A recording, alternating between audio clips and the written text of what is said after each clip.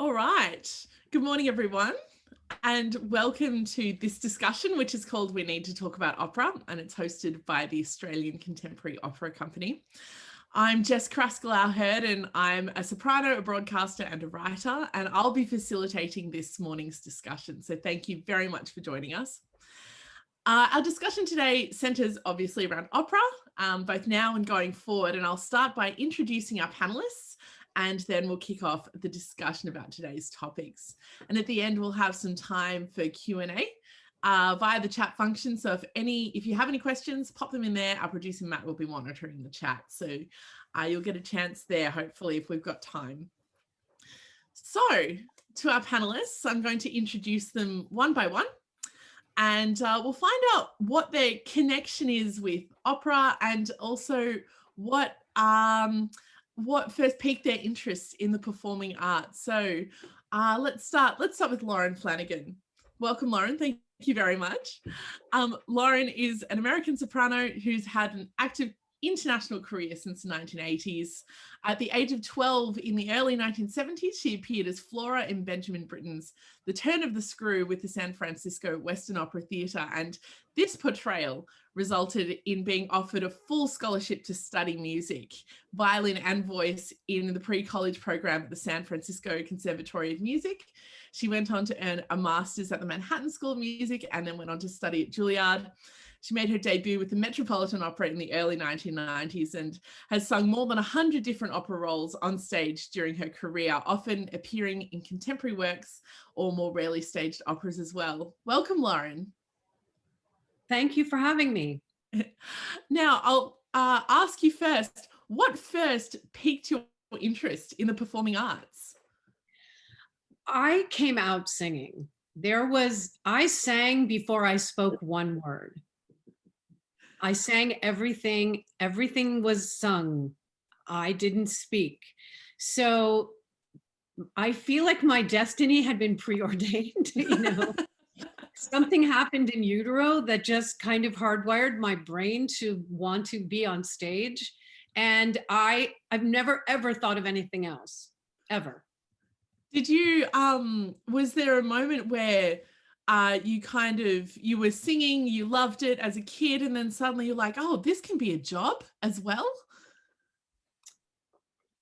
Or was it something that you'd always seen and so that's what I want to do? I think that the key moment of transition for me, there were two. One was moving to New York and being introduced to innovators, and which paid nothing, but was intellectually so stimulating in a way I'd never imagined for myself. I was raised in San Francisco in the Haight-Ashbury in the actual 60s, so there wasn't a lot of real intellectual stimulation in that environment. And then when I heard Mariela de Villa sing, and I went to my teacher and I said, I want to do that. That's what I want to do. And he said, you could do that. And it was the first time anyone ever said you could be that excellent on that level. And I took him at his word and I never looked back. Absolutely. And what is it about opera that captures you as an art form? For me, it's the triple threat. It's almost circus-like. So it's so magical. It has that magical power that the circus has. It's full body involvement. Your whole body is involved in singing. And then there's the acting. And then, I don't know, it's this beautiful magical combination of so many of the arts. And then, like I said, for me, it's got this very magical circus thing, which is when it's really right on, you just go with the flow. And you believe that all elephants can sit up, and you believe all dogs can do magic tricks. It's that kind of thing for me. An all-encompassing experience. Welcome, Lauren. Thank you very much. Now, our next panelist is Don Christopher. He studied at the Queensland Conservatorium of Music and completed his Bachelor of Music majoring in opera at the Victorian College of the Arts. He's still being taught by some of Australia's best singers and voice coaches, and Opera Australia supports his career aspirations through its Indigenous Development Program. Don has had a lead role in Pecan Summer, Australia's first Indigenous opera, composed by soprano and Don's mentor, Deborah Cheetham, and it premiered in Shepparton in Victoria in 2011. Don is a proud Ngungati man whose family hails from Cherbourg Aboriginal community. Welcome, Don. Thank you very much. Now, same for you. What first piqued your interest in the performing arts? Yeah, well, I was actually in my first year of high school. So, and it was a compulsory thing that we all had to do music for 6 months, and we had to, work out rhythm on a little drum set, on a snare drum, play something on the piano and sing. And my family is culturally, was around the campfire kind of music, but we definitely weren't musicians and definitely not classical musicians. But a voice came out of me. We had to sing, so a voice came out of me that impressed my music teacher. But I was like, oh yeah, whatever. So I thought everyone could sing, because that's naturally, as a family, just what we did around the campfire and in the car, is everyone just sang and everyone harmonized quite naturally. And more around country music than anything else. But my music teacher, Mrs. Cruikshank, sort of met Mum in the local grocery store of our small town and said, your son's got something and he should do music. And I hadn't chosen music beyond that first 6 months. So she sort of did that. And then pretty quickly with that, then I got exposed to a choir situation, a choral situation, and was in Japan performing at an international choral festival within 6 months. And then pretty much after that was shown Harold Blair, who's an Aboriginal tenor, and also Gungari, which is my mob there. I've got it on the screen for people to see, is my mob. And Harold Blair was a Gungari man as well. And he was back in the 50s, 60s and was picked up in the cane fields, but he went through the Melbourne Conservatorium down here in Victoria. His voice is probably the one that really, for me, just was magical. So I think, like Lauren said, there's always that first hearing of an operatic voice that really just sparks, like, wow, that is impressive. That is beyond singing. Like it's not just singing, it's I don't know, huge. So that was the moment that captured me probably into opera. Absolutely. And I guess not something you were expecting to do 6 months after you first opened your mouth and sang in music class, right? Yeah, well, I still couldn't read music at that stage. So, it was a real, like Harold, actually, he came to his musicality quite later, but it was that thing of just being able to mimic, I guess. And so probably my journey has actually been able to not just sing opera, but actually find my voice in opera, because before discovering opera, I hadn't discovered my voice, like, indifferent to Lauren. Lauren had kind of found her own voice and then tailored it sounds like. I definitely didn't have my own voice. So for me, it's been really interesting. And you mentioned there, that I've considered myself a baritone for a very long time, but just in the last beautiful 16 weeks of lockdown that we had there, I worked with James Eggleston, an amazing tenor here in Australia, through Zoom, and we definitely discovered the upper partials in my voice. And there's definitely there's something beyond baritone up towards the tenor coming, but it's definitely just for the rehearsal room at the moment. That's all right. Keep going. You'll get there. You'll be singing those G's in no time. Now, our next panelist is Miriam Gordon-Stewart. Miriam is an acclaimed soprano, librettist and director. And as a performer, she specializes in the repertoire of Wagner and Strauss. She performed over 40 leading roles across the world, including as a resident soprano at the Hamburg Staatsoper and Opera Australia. She's also the co-founder and artistic director of Victory Hall Opera in Charlottesville, Virginia, a company which has been praised for breaking new ground and pushing the envelope, and has been called the future of the field by the Washington Post. Welcome, Miriam. Thank you very much for joining us. Thank you. And what first piqued your interest in the performing arts? I don't even really remember. I think that a little bit like Lauren, I was certainly singing very, very early in in my life. Sort of, singing and dancing and performing from a very early age, and a little bit like what Don was saying. There's early on, I think, for somebody who is destined to be a singer, there's a kind of activity that we do that normal people don't do, which is, we stand around and listen to other people singing and try to do what they're doing, right?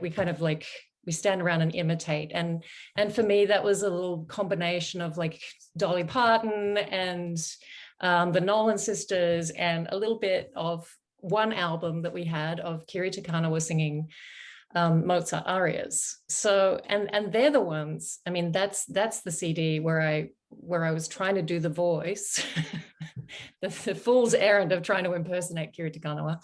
But, and finding, just secretly in a room by myself, I think this is all right. I think this actually sounds quite good. And it certainly sparked something for me in the art form. It certainly sort of was the first whispering for me in that imitation and taking, sort of really trying to embody somebody else's voice, that I discovered that I had one as well, that I had a voice as well. So it wasn't until I went to see an opera when I was in early high school. I went to see a Carmen, and while the rest of my class was sitting around kind of chatting and not paying any attention, bored out of their minds, I was sort of absolutely transfixed and just locked on everything that was happening, walked out of the theater on air, on cloud 9, and just was totally in love with it from the very first experience. So as soon as I found out you could do this for a living, my mind was 100% set on it, absolutely set on it. Fantastic. and did not consider anything else. Was it the voices? Was it the all-encompassing nature of opera? Was it all of the above that captured you? I mean, at the time, I think that it was that whispering sense of destiny. It was something speaking to me through this thing that I was watching that was saying, come along, this is for you, this is your world. but also, I mean, since then, I think what I've come to learn as being so special about opera over the years is that when it's right, when it's done right, and when people have the opportunity to experience it, especially up close, they have this response to it, which is quite surprising and is quite often something along the lines of, you made me feel like I could sing. I've heard this so many times. They're like, oh, you made me feel like I could do it. I could do that, And I think that's a beautiful thing, because it's really taking something, it takes something that is so primal in every single person on the planet, almost every person, that everyone has a voice, and sort of expands that human potential out to its ultimate conclusion. And it's a little bit the same with classical ballet or something. When you watch classical ballet, you sort of, for a second, there's a part of you that thinks, maybe I could do that, which in my case is not true, but it's not a spiritual response, right? It's this aspiration that you can give people in their spirit. And that's what I love about it. Absolutely. Well, welcome, Miriam. Thank you very much. Thanks. And next, we've got Dr. Caitlin Vincent. She's a soprano. She's also a librettist and a researcher. As a soprano, she's been praised as stunning and captivating in her interpretation of opera, art song, and contemporary music. As a librettist, her writing has been described as nuanced and honest, intriguing, and a luminous standout. Her work as a librettist includes Better Gods with composer Luna Pearl Wolfe, which premiered at the Kennedy Center as part of the Washington National Opera's American Opera Initiative, as well as Camelot Requiem for the Figaro Project in 2013, in which she also performed as Jacqueline Kennedy. She's also a lecturer in creative industries at the School of Culture and Communication at the University of Melbourne, and her areas of interest include opera, digital technology, creative workforce and labour, organisational management, and gender and diversity. Caitlin, welcome to the panel. Thank you. Thank you so much. Now tell us again, what first piqued your interest in the performing arts? Absolutely. Like everyone else here, I started being exposed to the performing arts at a very young age. I actually come from a family of dancers. My mother was at the Martha Graham Dance Company in the 70s. So I grew up listening to lots of music, learning how to express myself on stage. And then when I was a teenager, I broke into music, mostly because I saw a production of The Ring Cycle at Seattle Opera, which I do not recommend as a starting off point. That's a very, very, very big start. Start and go running, yes. Go backstage, and that was really made the difference for me. That I got to go backstage, I got to meet a lot of singers and really be exposed to that magical world behind the curtain. So I focused on singing for a long time, and I did my master's. And then I graduated right when the recession hit the United States and all these opera companies were closed. So I decided to start an opera company with my friends. And then I started working with composers. We started programming new works. And I got really excited about creating new stories for our contemporary age, and also exploring different kinds of characters, because I was always an Ina Etta, we say. So I was the maid, the sidekick, never got to die on stage. So I wanted to explore that. So that led me to Australia, where I really have been diving into research, into looking at how people work in opera. What is the impact of digital technology? How can we make things better for singers and directors and designers in the industry? And what is it about opera that captures you? And actually, when you're writing a libretto, what is it about opera that you want to capture? It's all about the characters for me. Of course, opera is about the music, and we have these really amazing, lush works, and I love working with composers. But for me, it's about those stories. It's about the people. And opera gives an opportunity to tell stories in a very different way than any other art form. It's all different kinds of genres coming together. And it's really an opportunity to connect with people in the audience in just such a fabulous, unique way. Fantastic. Thanks very much, Caitlin. And of course, we have Linda Thompson. Linda is an award-winning producer, artistic and stage director, and of course soprano.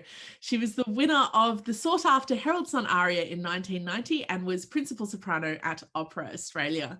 She founded the Opera Studio in 2008, which later evolved into Gertrude Opera and is now the Australian Contemporary Opera Company, where she's CEO and artistic director. During this time, she established the only regional international opera festival, first at Ngambie Lakes and then at Yarra Valley across 10 days. And she's been described by futurist and strategist Dr. Peter Elliard as a cultural entrepreneur for the 21st century. Linda, welcome. Thank you for hosting this panel discussion as well. And what first piqued your interest in the performing arts? Well, actually, like many of us, I didn't come from a classical music background, and in my family there was so much singing, but a lot of it was along to vinyl records, showing my age here. As we cleaned the house, we would all sing along to pop singers. So from the time I was about 5 years old, it was singing at parties and singing along to records. And I decided that I wanted to be a singer no matter what, but on my horizon was only popular music. And then a teacher arrived when I was 16 at school. We'd never had music before, and she and her friend took me to see Joan Sutherland at the Palais as Lucia di Lammermoor, and her friend nudged me and said, "You could do that." So it was actually being shown what was possible, and then given a little nudge to say, "You should try." That just meant I went I don't need to be nudged very hard, and I just went headlong into study. From that point, everything revolved around being the best I could be. And what is it about opera that captures you? For me, it was like a portal to another world, and still is. It is that the multicultural, the different languages, the different characters and people and stories. It is that sense of otherworldliness as much as it is related to us all. It's that sort of grand human experience, and I love the being transported and being able to transport other people. I think it's certainly the all of its parts that build into that. And then there is this real feeling in opera, as with most enormous projects, where people do a whole lot of work that's not seen before they actually come into the room. and then it's those sparks fly, and then the audience comes in and more sparks fly. So, I mean, it is, it's overwhelmingly all encompassing. Absolutely. And just before we move on to the discussion, Don, I forgot to ask you, what is it about opera that captures you?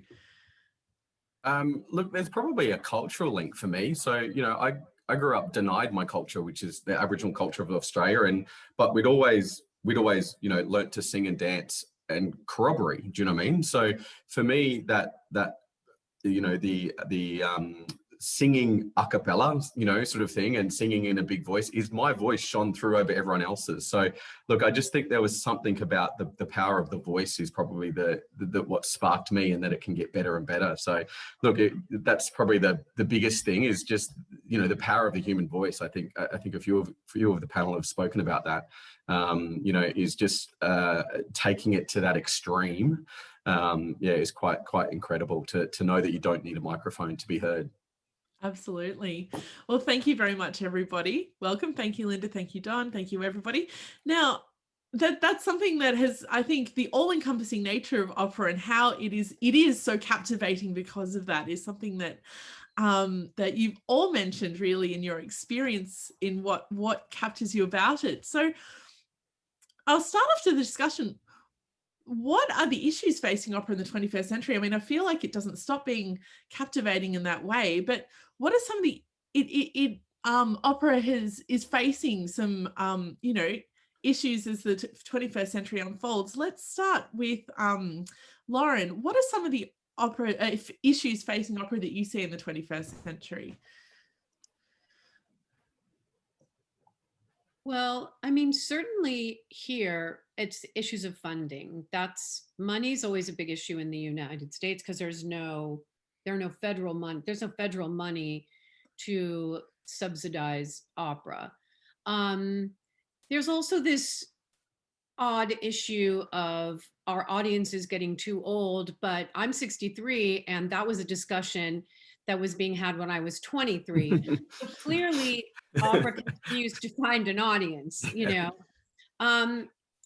But I think to a certain extent in this country, it's probably cost ticket price, because it's so prohibitive, you know, especially in our really large elite institutions. So, I mean, I think it's a kind of a pretty straightforward sort of infrastructure issues that really are difficult for, you know, the companies we know that get all the press in the United States. I think that it's largely a money and an infrastructure issue. I do think there's a relevancy issue that needs to be addressed. Absolutely. And a relevancy issue. Miriam, I mean, you started your own company. What are your feelings about that? And so also some issues, like other issues that you might see facing opera in this sort of time that we're in now. Yeah, continuing on from the idea of this sort of infrastructural problem, I think that's key in a number of ways. I think that large opera companies in America and in Australia were built at a different time with a different set of values towards their artists and towards their art. It was a different time in classical music when a lot of these companies were established, right? So I think that what has happened over the course of time in both of our countries is that singers have become more and more commoditized, and opera companies have become bigger and bigger businesses with bigger and bigger infrastructures that become more and more expensive, that require more and more expensive administrations to support. Meanwhile, as Lauren was saying, funding sources that used to exist in terms of even private donors that used to exist are probably aging out and are probably not going to be replaced in the next generation by people who are willing to give $30 million to the Metropolitan Opera each year. So I think that there's this kind of confluence now of big institution, like there is in so many other industries, right? There are so many industries that this compares to in terms of big business infrastructure no longer catering to 21st century more ethics, tastes, and lifestyles, and certainly not appealing to millennials either, in any way. So these kind of behemoth companies now are in a position of having to either, downsize, which is very scary for Australian companies because they know how many decades it took to build these companies, and it's in very recent memory, right? Everybody who I worked with at all of the older singers who I worked with at the Australian Opera when I was there in the early 2000s could remember the time when the company had its previous name and was essentially performing in concert, in a concert form, and people were staying with housing hosts, and so everyone can remember that in Australia, that how long and how perilous that journey was to get to a big institution, and nobody dares to let it fail, right? In America, failure is just not an option. So downsizing is just never an option, right? So in that case, I don't know what's going to happen to those institutions, but meanwhile, people like myself, Linda, Caitlin, who are starting our own companies, are in this kind of driver's seat in terms of creating models that are a replacement for what we imagine at some point is going to fail. Yeah, it's an interesting place to be, and it's in some ways a powerful place to be. It's an incredibly creative way to work, and in some ways we, with companies of our size, have the freedom to take risks that those big houses can't take, and therein usually lies the best art. Linda, what are your thoughts on this? Yes, I agree with that sort of risk taking, flying by the seat of your pants thing does certainly mean that we can tell stories that the bigger companies that are trying to be everything to everybody often can't take. I think actually that the leadership should probably the leadership to support the arts is lacking. I can't really speak for the USA, but lacking in the Australian government, in the sense that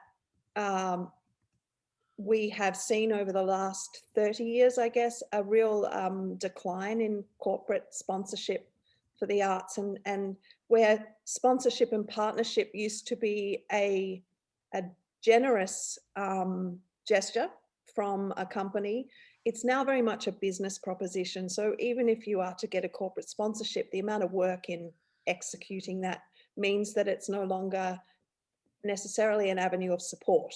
It's more of it's a help, but it's not in that same sense. It doesn't allow the freedom that smaller companies in particular need, which is cash.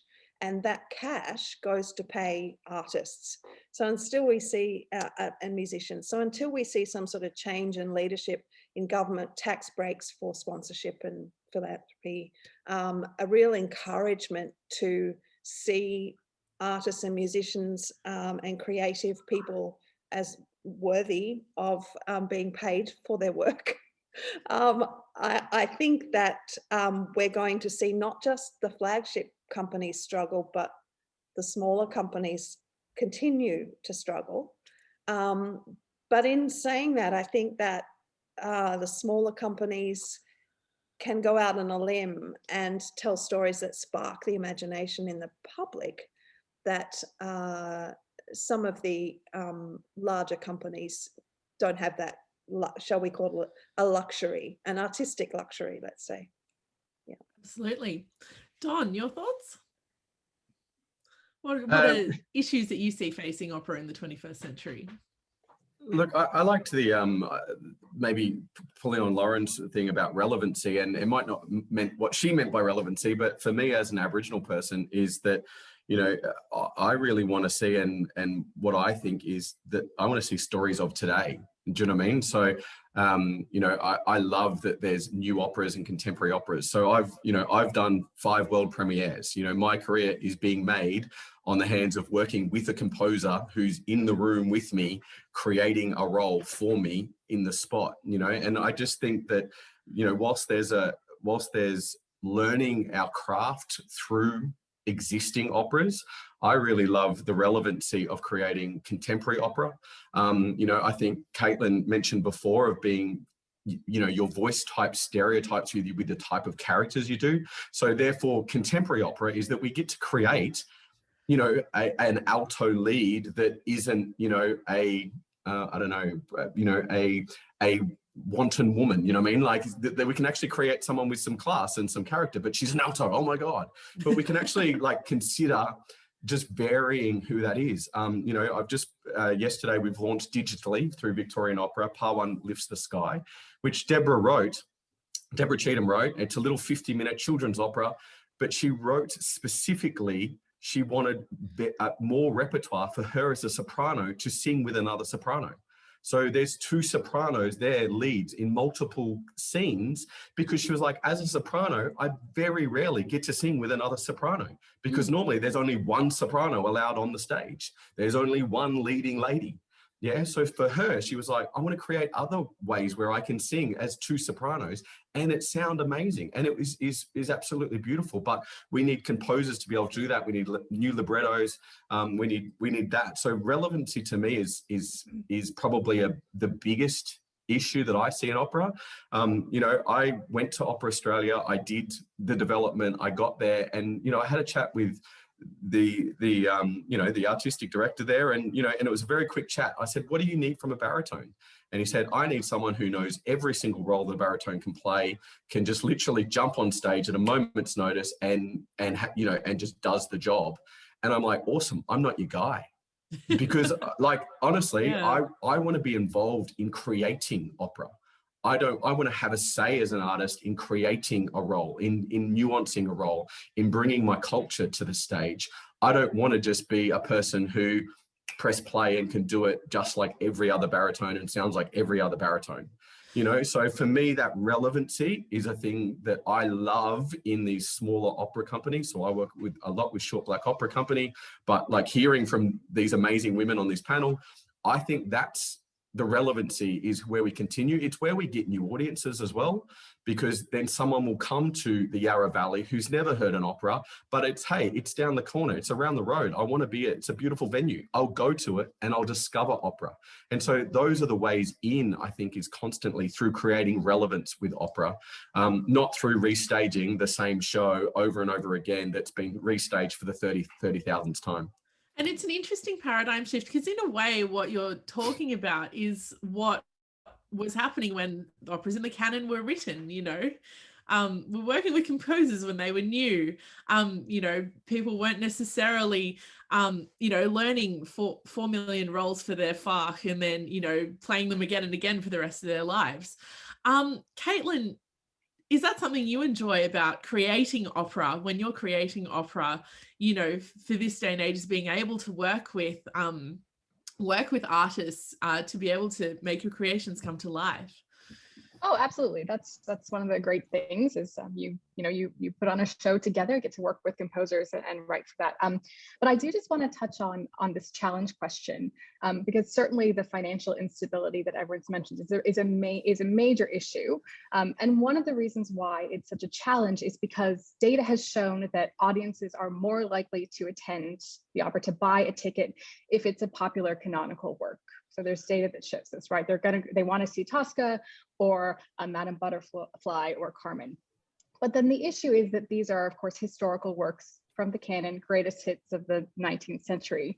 And this is where we get into trouble, because they are a product of their time, they're historical artifacts. And because of that, they reflect some very outdated viewpoints of their time, especially around the way women are represented, around racial stereotypes and just racism in general. So the issue is, how can you interpret these works that companies have to produce, especially at the larger levels, in a way that doesn't alienate certain audiences, while also still maintaining the traditionalist audiences that want to see Madame Butterfly in a very particular and potentially problematic way. So because of that, we see a lot of opera companies are stuck in this really vicious cycle where they have to program certain works, potentially in particular ways, and that can cause a lot of problems, especially right now. Social media, a lot of companies are facing a lot of heat for the way they choose to stage some of these historical works, and it really isn't helping when it comes to the relevancy question. And it's a very, very, very quick form and broad form of feedback as well. When it comes through, when a company, when somebody writes something about a company online, everybody knows about it immediately. Well, if you're trying to break from the stereotype that opera is elitist, expensive, and only for, super rich, super old white people, right? And then you're staging a production of Aida, where Aida is a white performer wearing blackface, or a production of Madame Butterfly, where you have an entire chorus of white performers wearing yellowface, it's really difficult to make the claim that you're actually trying to engage with new audiences and trying to update these works in a way that makes them relevant and also makes you relevant as a company. Now, I don't envy this issue for the larger companies. I think that the smaller, more nimble companies is where we're seeing that innovation and we're seeing works that really address that. But it is difficult because those aren't the companies that are getting the funding, and they're not necessarily the ones that are getting the $30 million bequest in someone's will. Absolutely. And that actually goes into our next topic, which is how might we navigate the societal and cultural changes that make some opera masterpieces, and big works in the canon, particularly in the traditional performed forms, alienating and offensive, as you're saying, Caitlin. Lauren, you've been an opera singer for, 40 years. Do you have any thoughts on this? Well, opera, it's such a microcosm of a lot of people who need to have their say in their particular thing. The conductor has this idea of the sound he wants for the opera. The stage director has this idea of what the opera's gonna come across as dramatically. The set designer working with all of those people and lighting designer working with all those people, hopefully make it manifest. The real problem is, and Caitlin really, I think, started to sort of pull the lid off the explosive can, which is that we're still so tied to opera singers being white. And when I was coming up, there were so many opera singers that weren't white. There were so many singers of color permeating the field. It certainly wasn't equal at all, but there were more. And then something happened and they went away until it was, by the middle part of my career, there were so few Black singers elevated to the world's largest stages. I think what companies need to understand now is that the millennials don't care if Mimi is Black and if Rodolfo is Aboriginal, if Chonard is Asian. That doesn't affect the quality of the singing and the storytelling for them.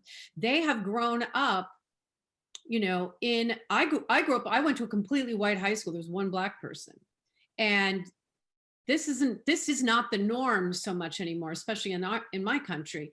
And so I think that opera companies have to really start to understand that the casting has to change. It just has to change. But I'm pretty close with Pretty Yende. She gets such pushback for being a bel canto artist. She's a Black bel canto artist, and there haven't been very many of those. Amazing, yeah. There haven't been. And, she walks into a room and then, immediately there's like that, and why would she have to feel that way now after all these years and all that excellence?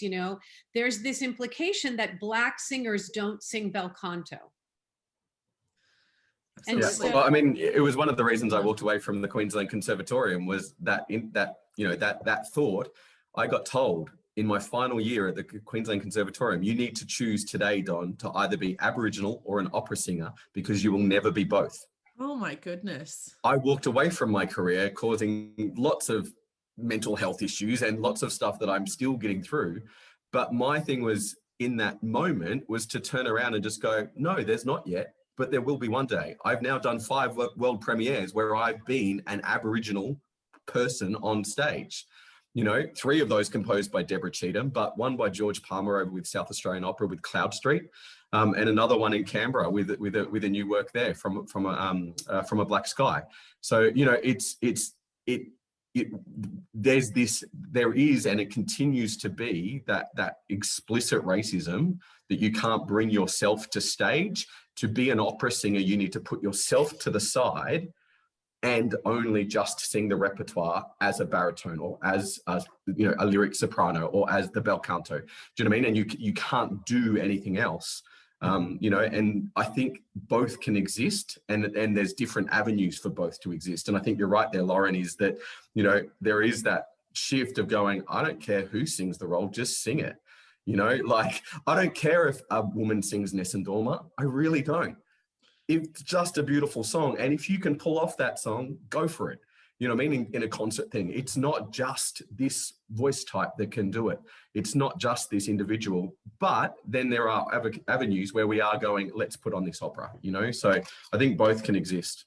I think that you said something really important there, Don, which is that the meaningfulness of you having done these roles where you got to play an Aboriginal man, which is what you are.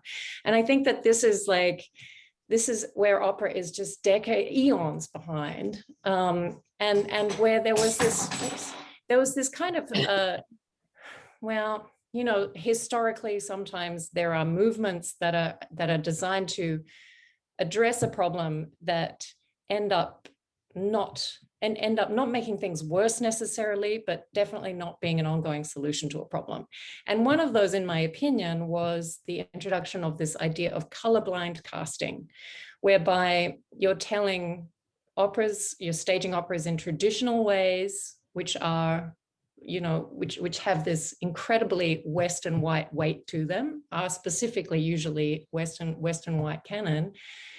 And you're kind of casting Black people or Asian people in them, and then sort of asking people not to notice, right? Not to notice their race, and essentially it hasn't ended up becoming colorblind casting. It's ended up becoming white goggles casting, whereby everybody is playing a character that everybody knows is a white character, right? So I think that traditional productions of traditional repertoire do have that issue, and not that it's impossible to do a traditional production that is based around a Black family or a Black story.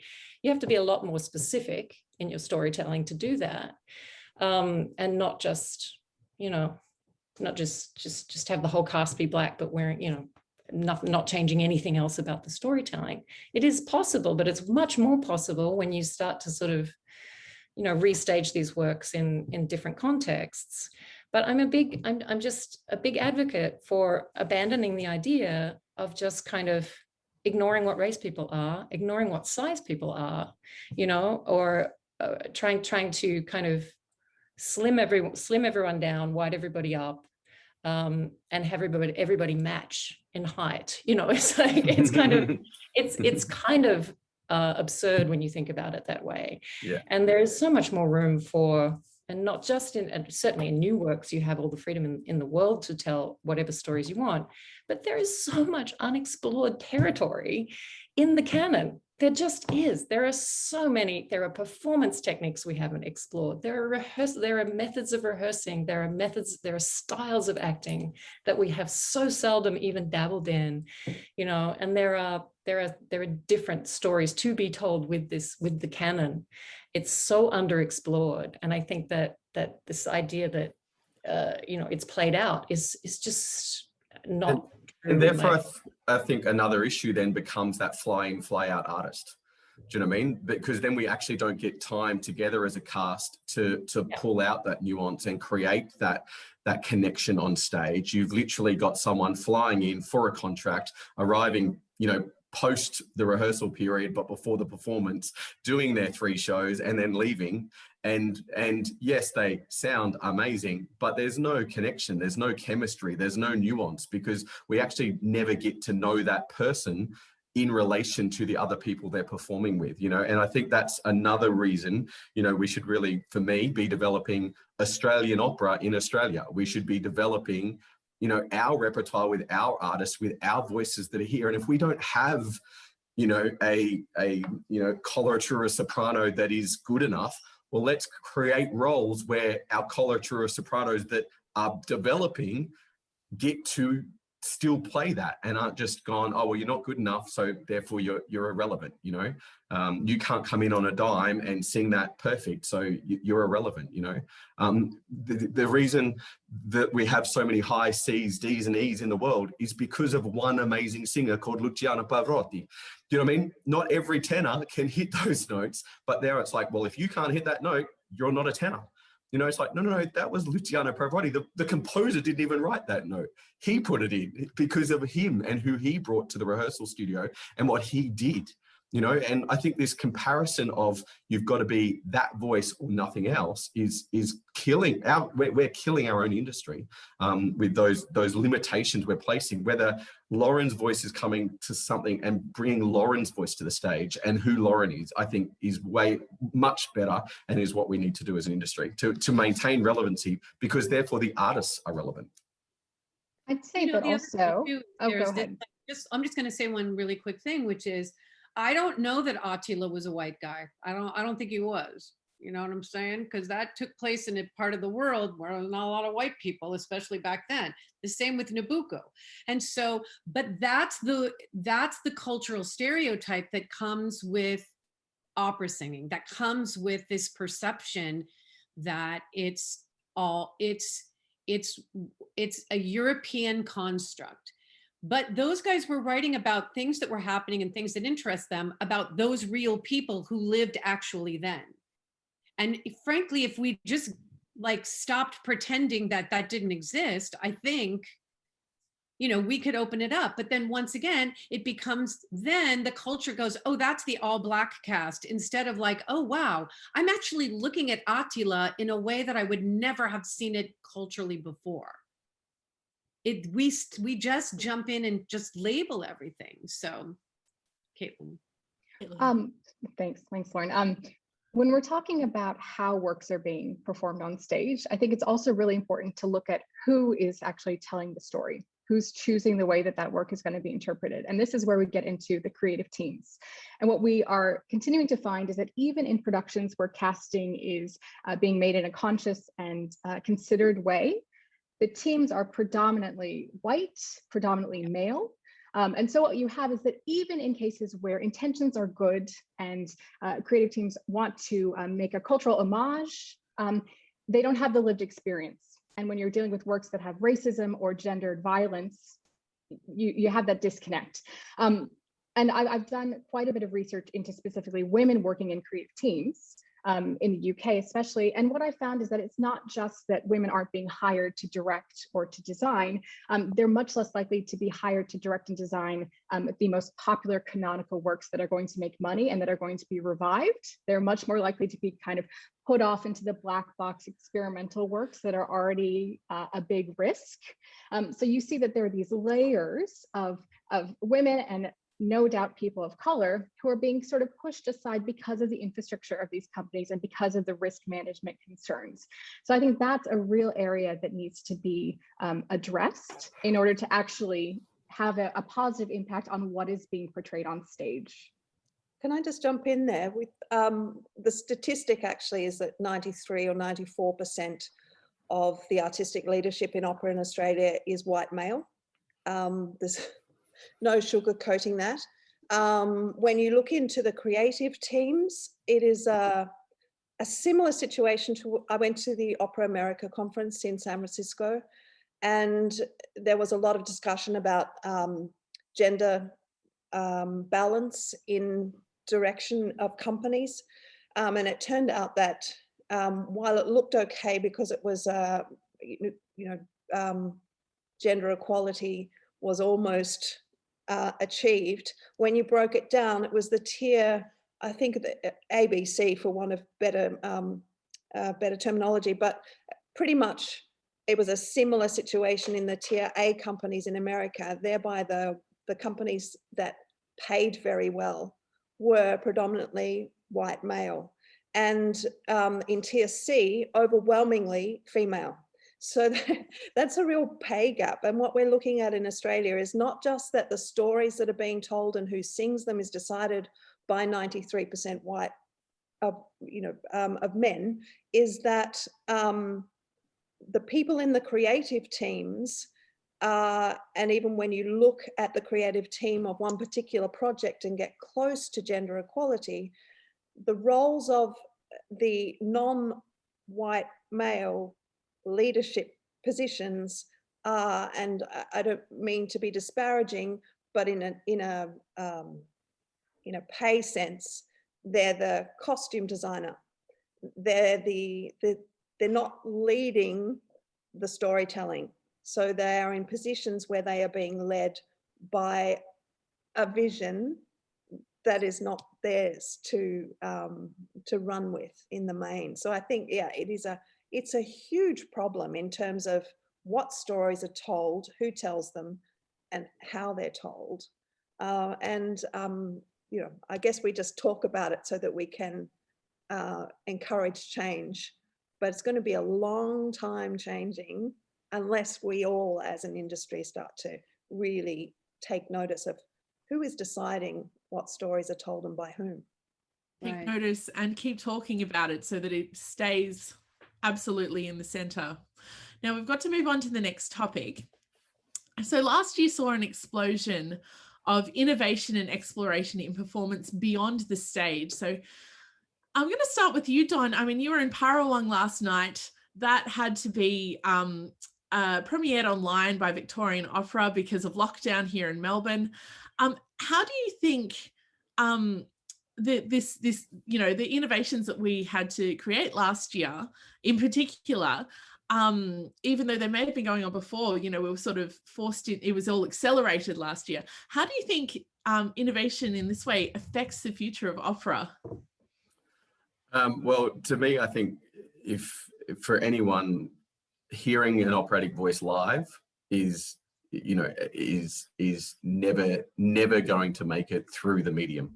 There's something, for me, standing on stage, hearing a magnificent and multiple magnificent Turandots, as a chorus member in Opera Australia, there is something different, when you actually are that close to someone singing at that level and with that much natural amplification. So look, I think that innovation can come and go, but the one thing that's always told is I think live performance, is gonna live. But it's just that we'll change how we do it. We might not have a theatre with 3,000 people. We might have, intimate evenings with 10 people because that's what we're allowed in a home. So look, I hope that we as an audience find more nuance, and it's not just always the theatre that we do stuff in. I hate that everything would go digital, because I just don't think you feel the voices. You're missing some of those key elements. But I do hope that we can find other ways to perform, and I think someone mentioned earlier about if you can find an outdoor space where you don't need to be amplified. Was that you earlier, Miriam, that yeah. said that? Like that to me is the best. And I think culturally, through my culture, is going to those sacred places and being able to sing, and you hear it all reverberate around and you go, oh, I can see why this was a cultural place, like that's important. And I've got some of those in my community up in the Maranoa district, that I've been taken to by elders. And you can understand those natural amphitheaters or those natural reverberations, they're just gold, So for me, I'd hope that we get more creative in our setting of opera. I don't know if you want to continue with that, Miriam. Yeah, so back to, I mean, the question being about innovations that happened sort of that came to the fore during the pandemic, and will they have an ongoing effect? I think that for us, for Victory Hall Opera, what was really important in engaging with any kind of film medium was to make sure that we were doing something on film that couldn't be done live. Yeah, so that we were utilizing that art form in a way to do something that it could do better than live performance could, which is a short list.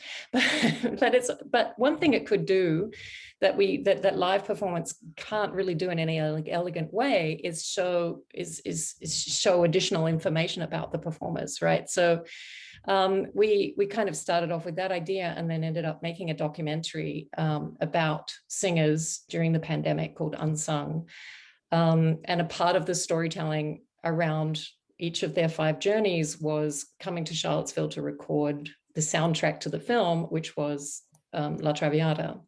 So you had this kind of backstage access to their process as singers during the pandemic, coming to record under these unique circumstances, but you also got to see them, you know, sitting down and having cereal with their kids in the morning and talking to their spouse about whether they were going to be able to migrate back to Australia, or whether it was going to be in lockdown, or, you know, all of these kind of really, really intimate access to singers' lives, and to the concept of the singer as an identity. So we felt that was something that, you know, the forced use of or the lack of possibility of live theatre gave us this opportunity to explore something that live theatre couldn't do. What I think is a shame is when you know, the technical advancements, the film and the online streaming are trying to do something that live theatre does better. I think that's a waste. Me too. Of everybody's time. But yeah. But having done that, and that film was really well received, by the way, but when we then did announce ticket sales for our first coming back after a hiatus live event, which is this event that we were talking about before the broadcast started called Sound Flight, it's taking place in a natural quarry. And that event sold out in 4 minutes. So I think that the audience kind of spoke pretty loudly that, like, they were ready to go back to live. In spite of us having produced a film. Absolutely. Now, Caitlin, I know you need to go, so I'll get your 2 cents on this topic just now. What were your thoughts on, you know, some of the innovations that we saw last year? Yeah, I mean, look, when the pandemic first hit, I think there was a sense, oh, this is just going to be for a couple of weeks. And so what we saw at the beginning was a lot of companies digging up their old productions and putting them on YouTube and being like, look at so-and-so from 2005.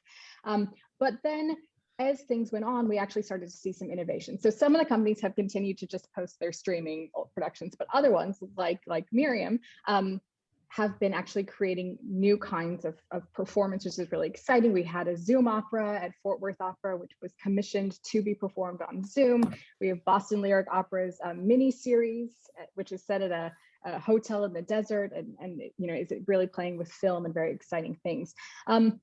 I think that the benefit of these kinds of activities is that they do address the accessibility issue that we have in opera, and this idea that we need people to come to us. We need them to come to the theaters. We aren't necessarily very good at reaching people. And because opera has some gatekeeping issues, people feel uncomfortable. They don't know what to wear. They don't know when to clap. They don't know the music. There can be a lot of uncertainty, and people have a hard time pulling that trigger and actually buying the ticket. So I think that these kinds of digital platforms present a great opportunity to continue to engage with potential new audiences and make them feel comfortable, give them a sense of the lay of the land so that they do feel comfortable coming to see a show. So I hope that what we see is sort of a dual model when things get back to normal, where we have the live performances that are really, really show the heart of what opera can be, but we also have simultaneously these really exciting, innovative experiments happening. We have maybe simultaneously live streams with live performances. Of course, this is all extremely expensive. I'm well aware that this is going to be a budgeting issue, but to try and find some kind of middle ground so we don't just give up all of the exciting digitization that we've seen over the past year. Absolutely. And I think it's important, the point that both you and Miriam have made is that giving audiences access to that extra information about the singers themselves, the people behind the scenes. I think these are people who the public really don't know or understand, and are also placed on a very high pedestal.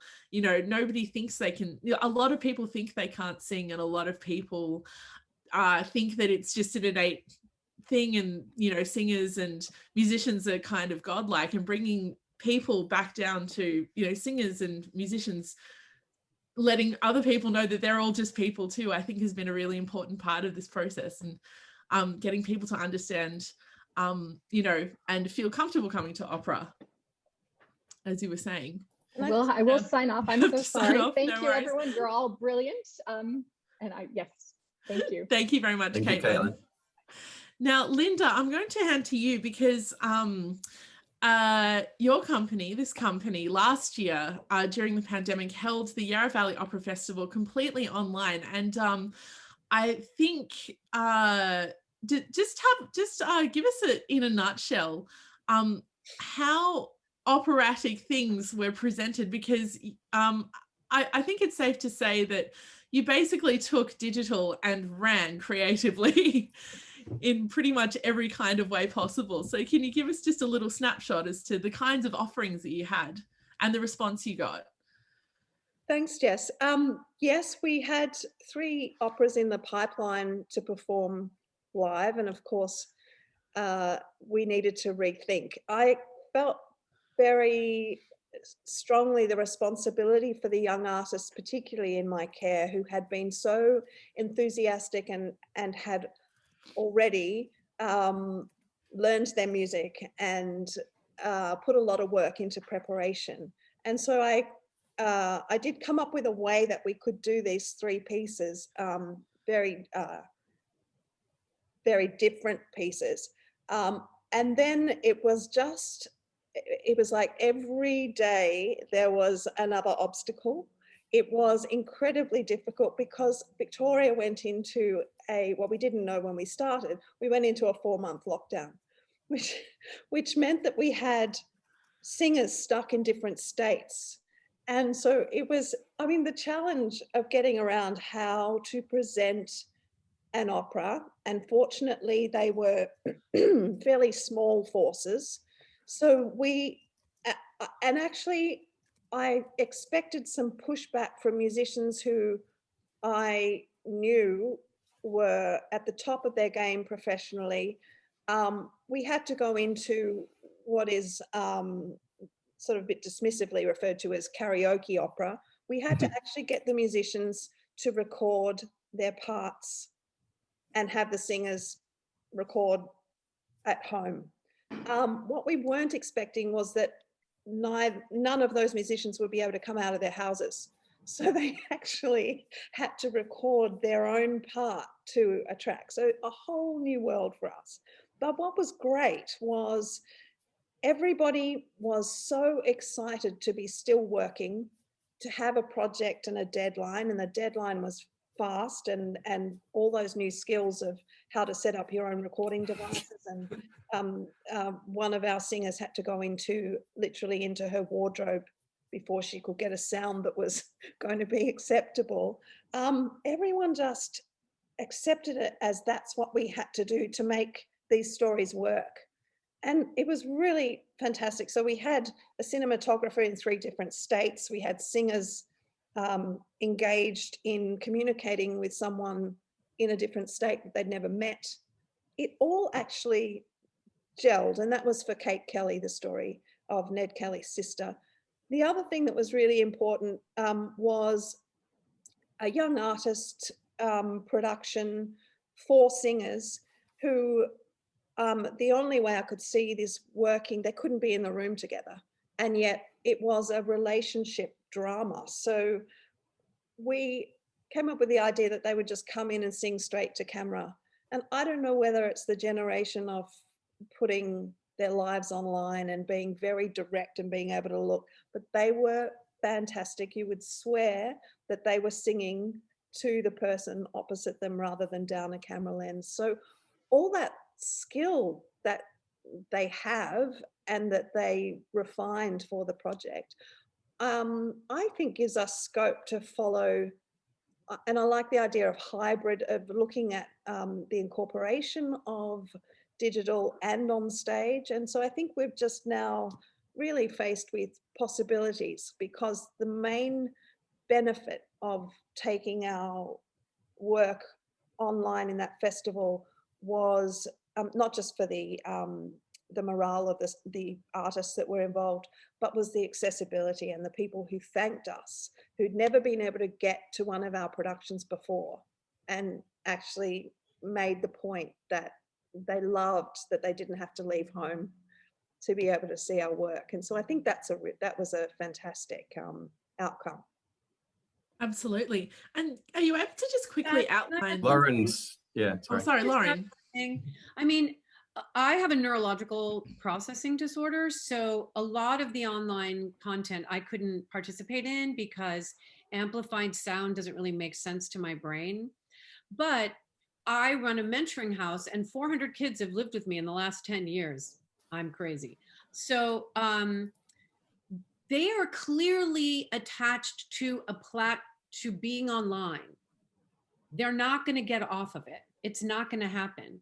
And I personally think that if opera companies, and I'm not talking about Instagram and Facebook because I'm kind of over them too, but this sort of like innovative digital platforms, you could have an entire subscriber series of people who never come into your opera house. You have your live performances, you have those subscribers, and it would be really interesting for me personally. Sorry, Caitlin left because, and by the way, smart women, this is insanely good, right? I know. It would be really interesting to see how opera companies could develop a subscriber base that's not bots. So that's got to be Instagram, and that's got to be gone, right? It has to be like on TikTok, or you've got to start to look at these like this way of getting subscriber base of people that may end up as tourists in your city or New York City, who may go, oh, right, the Metropolitan Opera. Oh, I'm on their subscriber thing. Oh, I get a $10 ticket, or I get a $20 ticket. I just think we're so short-sighted in making fun of digital platforms. And then to like really piggyback on Miriam, who I super respect, and that the film you made was beautiful. I mean, seriously beautiful, but it was beautiful because you used the medium so beautifully.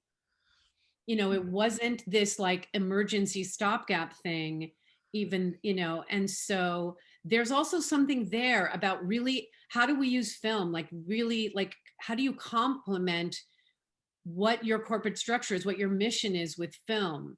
I mean, Linda, now that you guys have learned so much, how do you pull that into, there may be an entire audience, 1 million people who never want to visit Australia or New York City, but who can be pulled into this mission that we have of putting singing in the world. I just think there's something there that needs to be really looked at.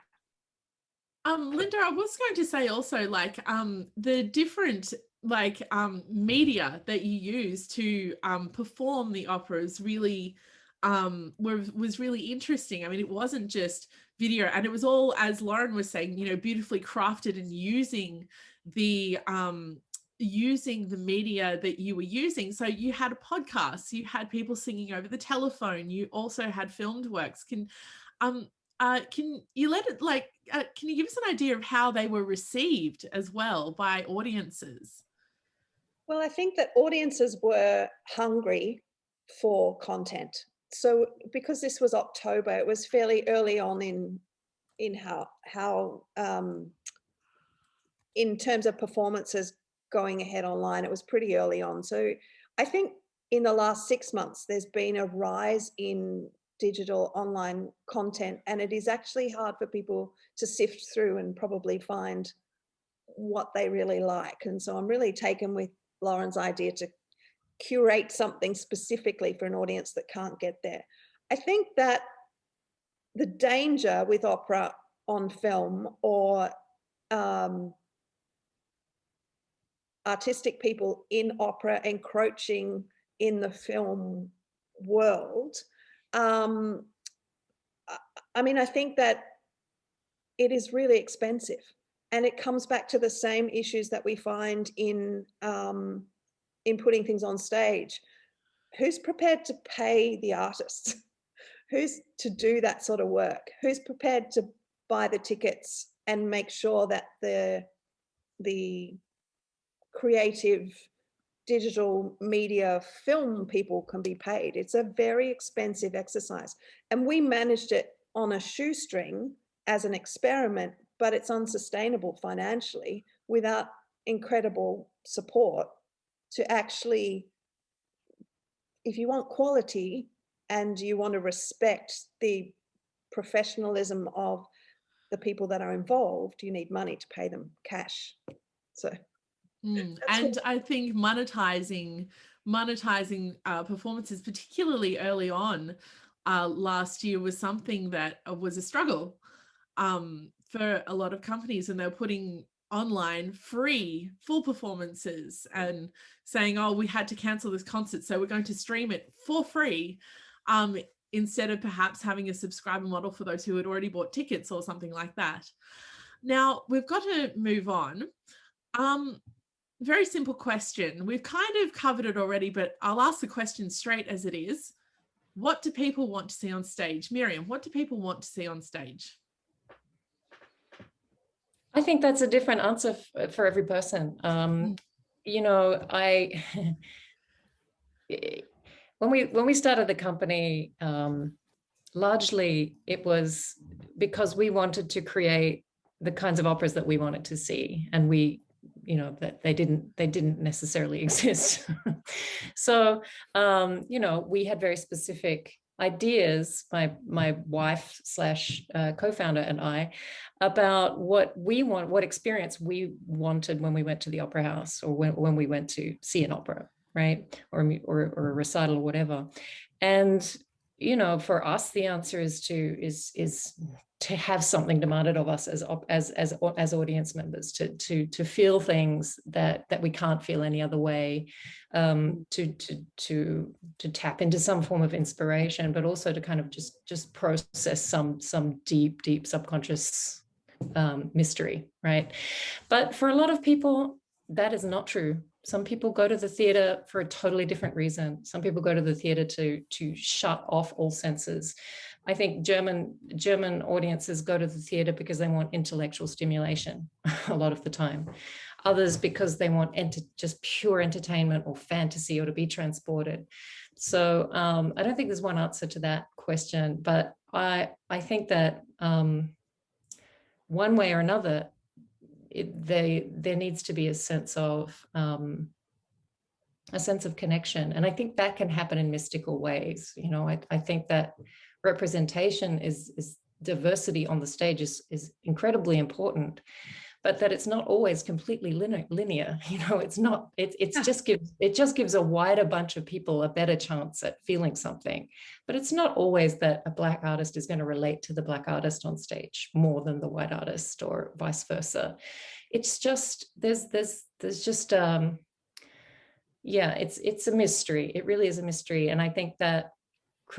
But I do think that creating as many different scenarios and as many different independent voices as we can gives more people a chance of feeling whatever it is that they want to feel when they go to the theatre. Thank you, Miriam. Don, what do you think? What do you feel people want to see on stage? Look, I'm going to come from it from a very, you know, cultural point of view, is that, you know, I want to see, you know, our stories told on stage. And that includes that love of languages. You know, like one of the things, the reason I love opera is the fact that my family was denied the ability to speak our Gungari language. So I loved this fascination growing up in, I don't care what anyone says, monolingual Australia of English, is that, you know, I got to go, wow, I'm in Japan hearing a French choir, a Russian choir, a Japanese choir, an Indonesian choir, all in their own languages. And I got to go, I know what they're talking about, or I can feel what they're talking about, or I can get to it, and that was my introduction to opera, was actually through languages. So, during yesterday with Pawang Lifts the Sky, it's a Wadawurrung story, which is of the Western Kulin Nations down Geelong Way. And, to be able to sing in Wadawurrung, and I was the only character singing in Wadawurrung with everyone else singing English. And that was just part of it. So this bilingualism or multilingualism is something that I would love to see opera in thing, is that, someone who knows, I don't know, let's La Traviata in Italian, we can have one character singing in Italian, but we can have someone else responding in French. Who cares? If I know it in German or I know it in French and I don't have it, why does it have to be monolingual? I think there's opportunities for that. So go, Linda, sorry. I was just going to say that that's actually how opera in Australia was first produced, in that singers would come in and they would sing traditional repertoire in whatever language they knew it in. And so you did have the... Old is new. You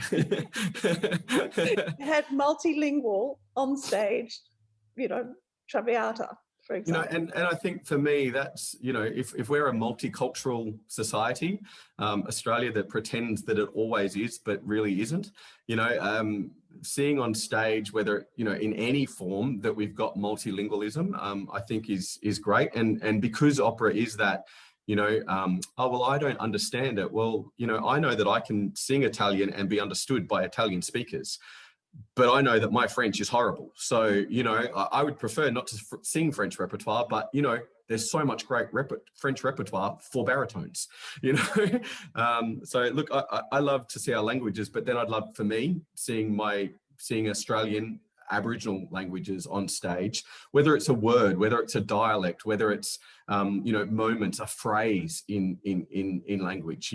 So many of our places are bastardizations of traditional languages. I think that we can do more to bring Australian languages, Aboriginal languages and Torres Strait Islander languages to the stage. And I would love to see, truly opera being the form of language, that we really bring more languages to stage is probably something I'd love to see. Fantastic. Lauren? It's hard to get away from Caitlin's point about what opera companies have to do to remain,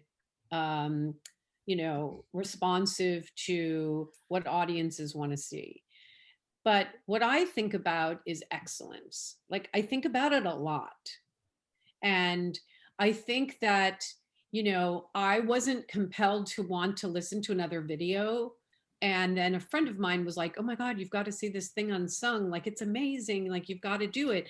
And she was like, it's excellent. It's like better than what anyone else is doing. And so because my friend was so enthusiastic, like, I was compelled to Miriam's company and that video. I'd known Miriam's work before, the company, but I wasn't, I'm like, I can't do things online, And so, I didn't want to see Pagliacci at all when I was a student because it's not my repertoire, right? But I heard that John Vickers and Teresa Stratas were excellent.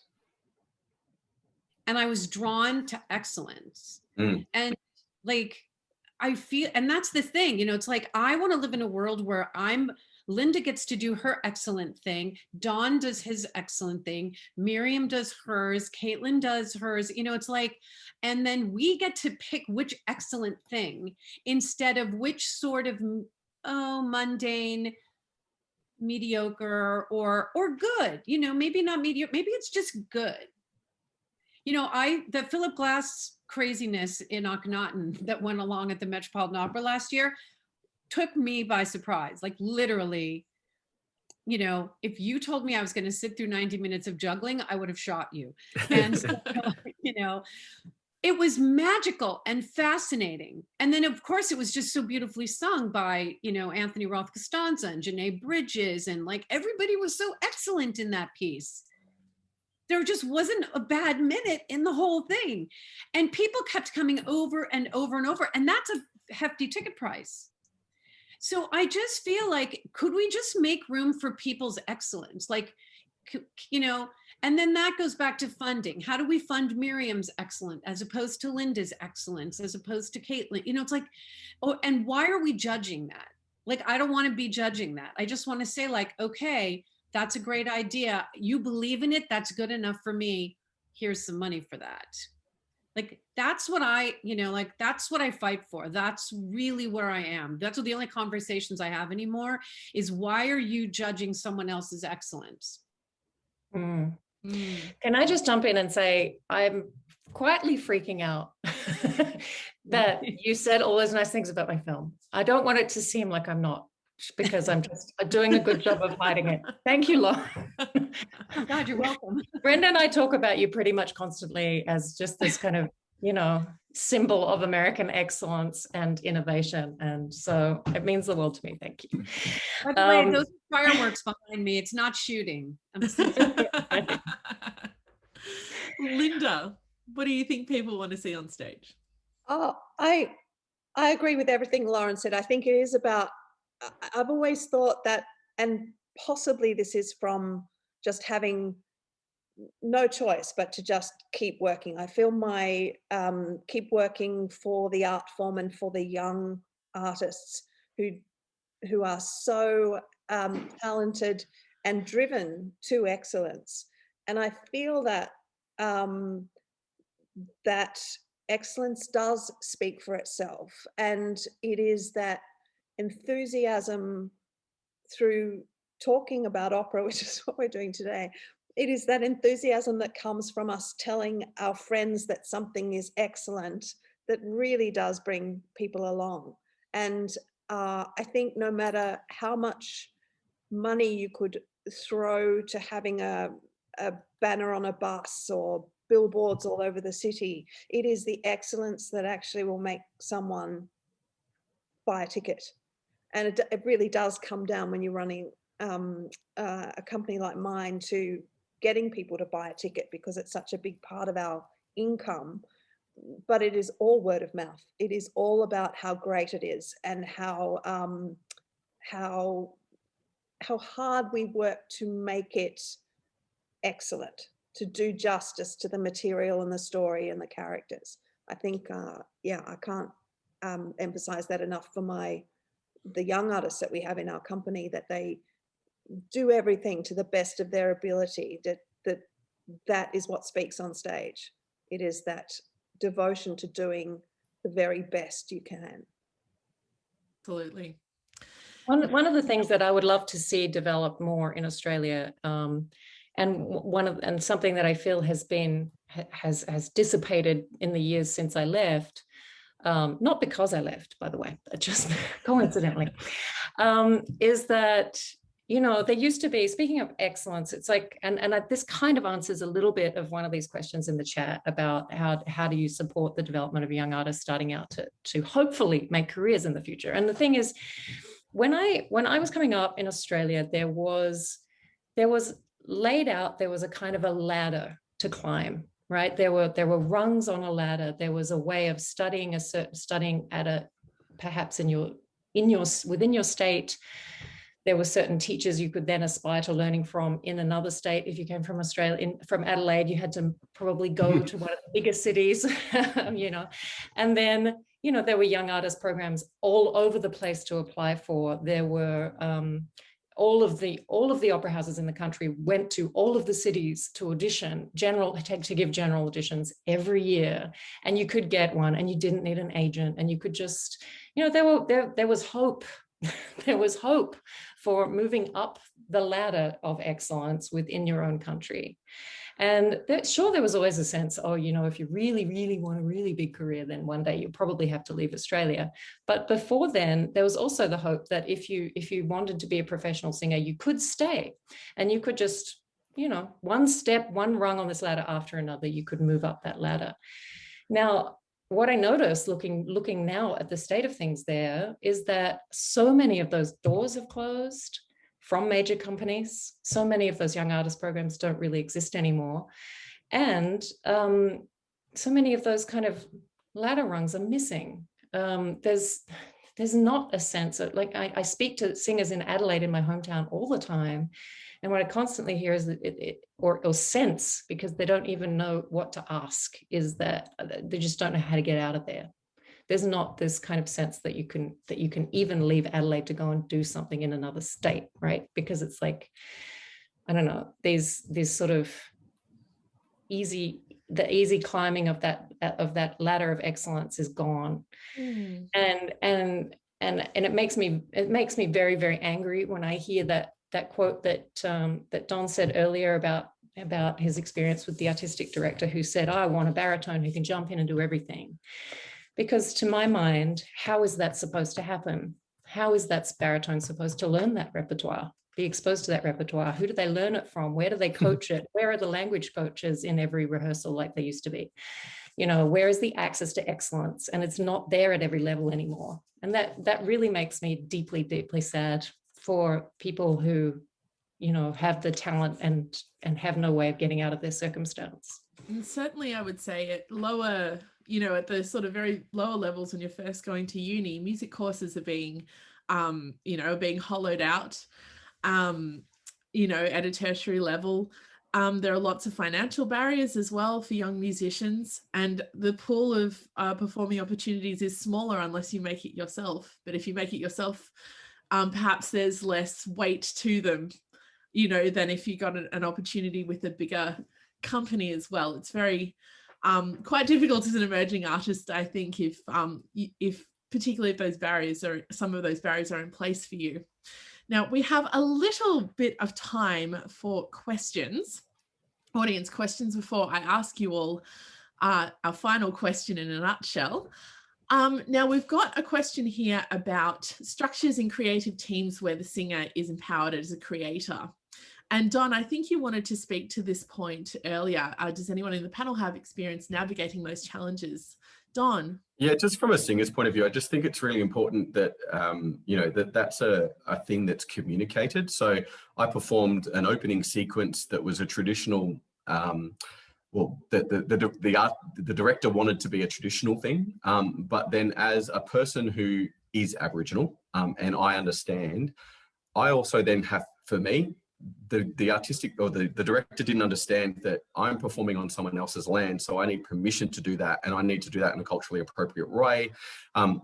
So I actually, you know, the company was good, but I said, can I just have a director that can be my eyes, that is Aboriginal, and watch me perform so that I can creatively and bring myself to stage, but I need someone who's Aboriginal watching it, because like Linda said, I can't have a white person watching me perform a traditional thing and say that, yeah, that's good enough, what I want. So I think there's that from a level of going, yeah, I'm going to give you creativeness to bring to stage, but also being supported in that creativeness, in that, and that could be a gendered thing, that could be, you know, just someone of a similar age, that could be someone who's done the role before, just being those eyes for you. But I think, you know, you can be creative and you can go, I can bring this to the stage, but there still needs to be support around that isn't those, you know, those limiting structures of like, oh, well, I'm a white male and that's tick a box, that's an Aboriginal enough,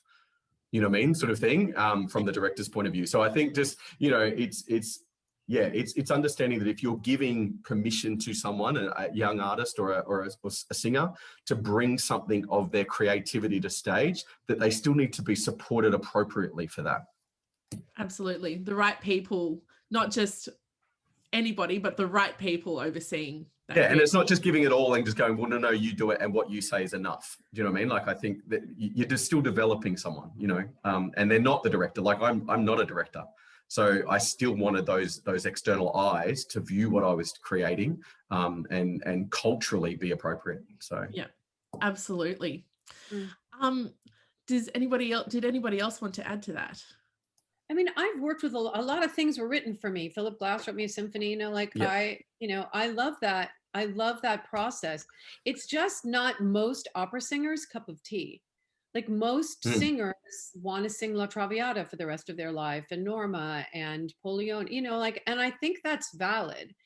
I think that what might be interesting though is this like sort of creative pool of people who are just really open to change and to, you know, that didn't exist when I did all that stuff. It was a career killer. if I got hired to sing a modern opera first, I never was hired back to sing a traditional opera. Yeah, I definitely heard that as well, Lauren. Yeah, absolutely. Yeah. And then there's this thing that, I want to just support you on, Dawn, which is there's this great line from a great, poem, and it's like, you can't disassemble the master's house with the master's tools. And you can't have a guy study Aboriginal movement and then direct you. You really need that, and that's this idea that there's something authentic that needs to take place, and we need to support that. And there's also this whole thing, I get into this a lot, which is, what is music? And why are we so caught up in form and function? And why can't we just evolve that? It's so fascinating. When I was in a Zoom conference with Terence Blanchard and a bunch of composers, and who were forced to learn to construct music in a Western way, instead of maybe in the way that was really worked for them. And so there's just so much here. And I've always just thought, wouldn't it be great that there was just this group? There was this group that was sort of not into the rules, who didn't care if you broke the rules. They were there that's why we're there. We're all there because somebody might do something really dangerous and break the rules, and it will be amazing and excellent. And I don't know. There just has to be that, Dawn. You're right there, Absolutely. And thank you very much to Jenna for that question. Now, we've got a question about good mental health. So the issue of maintaining good mental health has evolved to become part of everyday conversation in performing arts. But it seems that this is another area in which our industry needs to evolve and adapt. So, Linda, what steps would you recommend to young artists and developing artists and professional artists for regulating and maintaining and understanding good mental health? Linda, answer that question. It's a big question, but and none of us are psychologists, so I'll put that out there. I think the issues young people are facing, particularly young artists are facing, it's a follow-on from what Miriam was saying about the lack of the ladder, the lack of a clear, so my end goal, because it was there, was a full-time principal position with Opera Australia. That's what I worked towards. That's what I wanted, and that's what I got.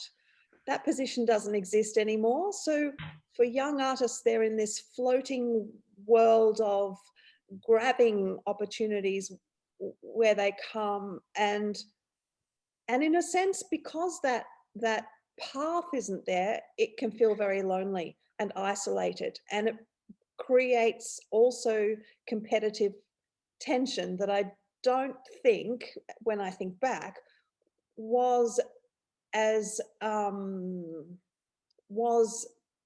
visible as it can be these days. So I think that the changing world and the nature of opportunities, and also the changing prospects in opera, it's about managing expectations. And I think every individual needs to, if they haven't already, find their support network that is not going to shift with the shifting sands of the profession and the opportunities. And there are all sorts of arts organisations who are setting up, I think it's the Victorian Arts Centre actually, who've set up a mental health hotline specifically for artists. And I think that reaching out, when I think young artists can often spend so much time, hours and hours on their own, learning their music, trying to perfect something, trying to attain excellence, and they sometimes forget to reach out to a broader community, because the basis of any, the basis of opera, I've found, is generosity. Everyone sharing their talent and their ideas and their love of the art form. and it's a matter of making connections. So if there's anything positive about the reaching out online to making connections with people who are struggling, I really, I think that, you know, mental health is a whole, is an increasingly difficult area, particularly after COVID and things being not what people thought they were going to be. But I think in particular for young artists who, even without the ladder, thought that their path was going to be one particular way, are now looking at addressing where they're going to spend the next 6 months, for example, because they can't travel from Australia to the US. I think, yeah, I really encourage communication and reaching out and sharing ideas. And often you can find someone has a way of dealing with something that might spark a different way of thinking about a problem and feeling less isolated. I don't know if that makes sense. I'll put it from a cultural point of view, and I think it is attaining that excellence that Lauren talked about, is that if you think of excellent for me as the king tide, it may not happen, but a lot of things need to be around for that king tide to happen in that moment of excellence. You know, and we can aspire to those, but we actually have to recognize that, you know, sometimes, you know, the excellence is actually in the low tide, and discovering, you know, that, like what I did during lockdown was I actually went back to core technique, working with a tenor that I'd never actually worked with. So I went back to basics. I'm just going to learn how to sing again because I'm on Zoom, and I'm just going to go back to, you know, basic, you know, voice work, you know what I mean? Because I knew that I had no performance opportunities. I had nothing that I could create. So I just went back to basics. So I think if you recognize yourself in that high tide, low tide, and that there will be moments of excellence that are these extreme amazingness, but excellence can be found in that really deep low tide as well, when you're looking just at the sand and you're finding the shells and you're finding those moments. So yeah, I think external influence is one, excellence is one thing, but I think at all points of the tide, we can find moments of being excellent, or finding aspects of ourselves that are excellent. So, yeah. You know, I'll just say one thing, and then Miriam and Dawn should actually like say something about this. But I feel like as an innovator and in collaborations, I felt heard in the process. Wow. And so like working with Philip Glass or Stephen Schwartz, or, you know, anybody, Thomas Passatieri, even like playwrights, Wendy Wasserstein, Terrence McNally, I felt heard. In traditional operas where an idea is imposed on me, I'm less, my mental health is a little trickier there, because I'm kind of the vehicle for everybody else's ideas, rather than people are saying, what do you think about that? Like that's almost a question that never gets asked in a Carmen or in a Traviata. So you feel less empowered. Yeah, I mean, I definitely would say that like my mental health was definitely was trickier in traditional operas, especially in traditional costume. If it was updated slightly, I could really feel that flow of language and personal experience. But like, you know, I never did a Nabucco in traditional dress. I really looked, you know, like we were way back, you know, and so you're like put in that box, and it's much harder, I think, to feel like you're heard, or that you've gotten a voice in that. And so I'm just speaking personally, that my most difficult times were in those operas, even though my voice loved those operas, but my mental health was definitely, it was harder. And then I always traveled alone. I was isolated. And so I don't know, Dawn and Miriam, you, as people who like are creating things, I feel like that collaboration just kind of makes it makes you feel heard in some way. Yeah. Miriam, quick response. Oh, sorry, did you want to wrap up? No, go on. No, go on. Yeah, when we formed Victory Hall Opera, it was very important to us to form that company around mid-career artists, actually, sensing that there was a lack of opportunity and focus on people who had experience. I know it sounds like a crazy thing to say, but you know, that how there was just Young Artist Program here after Young Artist Program being launched and announced and funded, but there was a drop-off point after those programs in which mid-career artists didn't have the room to then continue to grow and expand and express themselves, especially women. So our ensemble is made up of mid-career artists, and we use a process that empowers all of them within the rehearsal room. It's too long a description to go into right now, but there is something that is tied into mental health in being able to bring your whole self to the stage, to know that nobody is seeing you as somebody else's vision, that nobody's seeing you as a race that you're not, unless that's intentional, and that a role is, or that an interpretation is based around you. And in an ensemble, we have the luxury to do that. In big opera houses, you don't always, but that's I think that kind of good mental health of feeling artistically empowered and feeling like your voice is being heard, and that you're being hired because of specifically who you are and not in spite of who you are, is key to good mental health and key to good singing. Absolutely. Don? No, I'm all good. Thank you. You're all good. Well, let's wrap up with our very last question. We're just about out of time. I'll get a quick answer from everybody. How can people be encouraged to come to the opera? Don, I'll start with you. How can people be encouraged to come to the opera? Look, I think it's sphere of influence, you know, no offense, well, not no offense, but my dad spent much of my young career coming into the opera, watching me arrive on stage at whatever point in the opera that was, lasting about a minute and walking out of the opera because he hated the medium. He's come to love it, you know what I mean? So that sphere of influence is we as artists just need to continue offering opportunities to engage in this art form however we can. You know, one of the things that was recently done with the Rising Festival, which got cancelled due to COVID, but The River Sings was a medium of opera voices being staged with speakers along two of the major rivers that come to Melbourne, the Maribyrnong and the Yarra.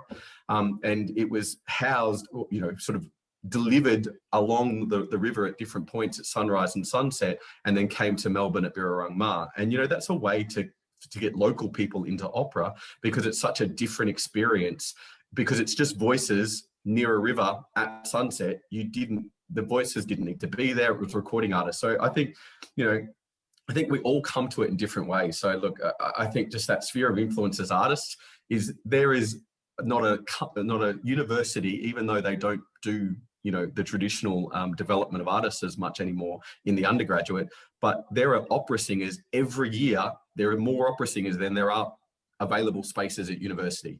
So this notion that there is not going to be opera at some point, or it's a dying art form, is the biggest load of crap. And I just need it. And like Lauren said, it's been from her time as a young artist, you know, it's still going, and it's still going because people come to opera when they come to opera, you know. And so I think our own sphere of influence is who we bring to opera at what point and what opera. You know, some of us will love a traditional opera. Some of us will love a new contemporary opera. You know, some of us will love something set in a quarry. Someone else will love something, you know, set in the scene. So look, I think we as an art form just are continuing to be creative, and that will continue the art form. So fantastic. Lauren, how can people be encouraged to come to the opera? I mean, I think that big opera houses should just stop thinking about it, because as Miriam was saying earlier, the construct is just, it's so old fashioned, and it was started by wealthy, you know, super wealthy people as a vanity project. You know, the Metropolitan Opera's entire, like, you know, I wrote a whole thing called Divas, Dogfights, and Dogma, the Old Met, and it was a history of the Old Met before it moved to Lincoln Center. And that construct of wealthy people just creating these amazing spaces because they can't get into another space just doesn't exist anymore. And I think they should just keep doing what they want, so that, like, when Linda and Miriam and Caitlin and Dawn, like, when all these small companies do what they do, that's what's happening. That they're really the ones who are pulling in you know, the people that might have a moment of curiosity, the people who might just walk through the lobby, the people who, you know, I don't know. I feel like big opera has to sort of move out of the way in terms of like, how do they invite people in? I think they just need to leave that to the smaller companies or the mid-sized companies, because I think that they're the ones right now with a mindset that's not based in this older construct of how opera companies were formed. I just don't see it, you know? Absolutely. Miriam, how can people be encouraged? I have roughly 1 million answers to this question, and I have tried most of them, and many have been successful. But at the core of everything for me, in terms of how opera moves forward, is singer leadership. So I think that when you have singer leadership, you have inherent diversity.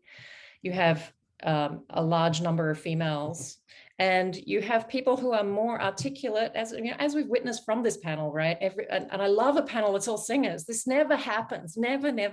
Singers talking about their own art form. It's amazing, but like they're more passionate, more articulate advocates for their art form than anybody else. They know more about it than anybody else. They should be in leadership positions. It's ridiculous that they're not leading all of the major opera houses, and that they're left out of conversations on how to innovate the form almost all the time. They're left out of the creation process of new works almost all the time. And you know, it's not actually the same world in terms of new compositions as it was when City Opera was writing, you know, commissioning stuff for Lauren, right? It's just sadly not. And so I think that when you have singer leadership, then you have the best chance at the best ideas, the best knowledge base, and the most charismatic voices for our industry. Wonderful. And Linda, finally, how can people be encouraged to come and see the opera? Well, I think that, and this is what's behind today, I think we need to be talking about it more. You just see people on television and listen to them on the radio talking about sport, and it's just a chat, it's a discussion, and it's accepted as a reasonable part of people's day. And I think that this type of conversation to become part of people's everyday is really important, so that every time so that we can stop this thing of every time opera gets a go at being in the media, it's about promotion and selling tickets. I think that we need less of that sort of talk and more just normal discussion around what opera means to us, what opera is at its best, and how we make change, and the personalities involved. And today's panel is really fun to hear everybody's different perspectives and opinions.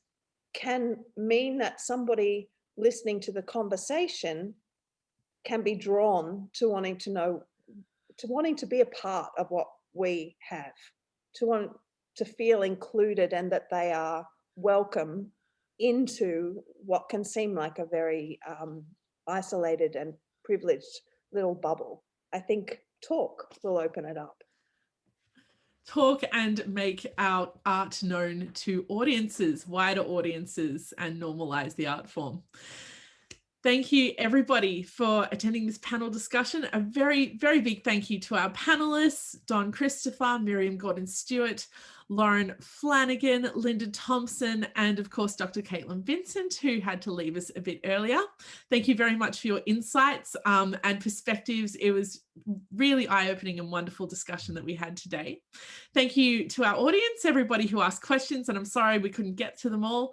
A big thank you to Matt, who was monitoring the chat behind the scenes, and of course to Linda and the Australian Contemporary Opera Company for hosting this discussion. Have a wonderful Sunday. Thank you very much, everybody. Bye.